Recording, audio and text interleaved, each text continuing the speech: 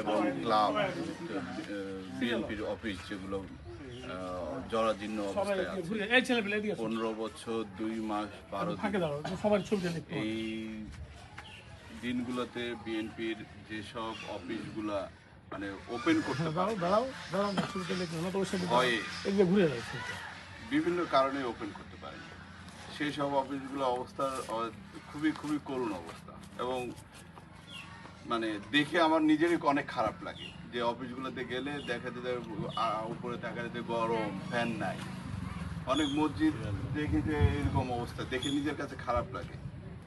তো আমি একটা উদ্যোগ নিয়েছি যে আমাদের এই বলাহাট, গমস্পুর, নাচলে যেসব মসজিদের করুণ অবস্থা এবং যেসব অফিস, বিএনপির অফিসগুলোর খুবই করুণ অবস্থা, মানে করুণ এর নিচে কি বলার মতো কিছু নাই, আমার নিজেরই খারাপ লাগছে। তার জন্য আমি বেশ কিছু ফ্যান বিভিন্ন জায়গায় বিতরণ করছি।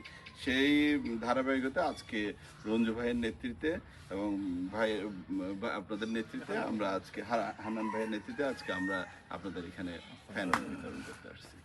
তো সবাই আমার জন্য দোয়া করবেন। মসজিদে যখন ফ্যান দিচ্ছে বিং এ মুসলিম, আপনাদের কাছে দোয়া প্রার্থী। নৌমিশন যে পাবে তার পক্ষে আমরা কাজ করব, আমি পাইলে আমার পক্ষে কাজ করবো, যে পাই তার পক্ষে, কিন্তু মুসলিম হিসেবে আপনাদের কাছে আমি দোয়া প্রার্থী, আমার জন্য দোয়া করবেন। আসসালামু আলাইকুম।